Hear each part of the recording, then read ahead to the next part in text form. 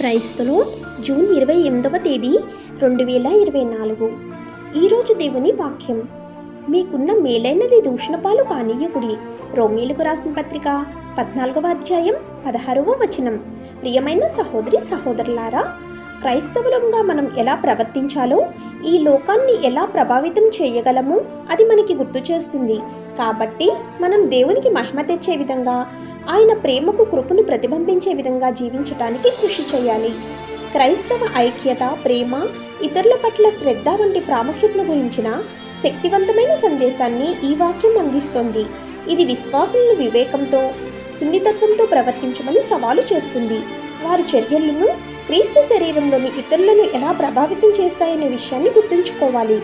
ఈ వాక్యం వ్యక్తిగత స్వేచ్ఛల కంటే ప్రేమ, ఐక్యతకు ప్రాధాన్యత ఇవ్వడాన్ని, దేవుని దృష్టిలో మరియు ఇతరుల దృష్టిలో నిందలకు అతీతంగా జీవించడానికి ఒక హెచ్చరికగా పనిచేస్తుంది. ఆమేన్. God bless you.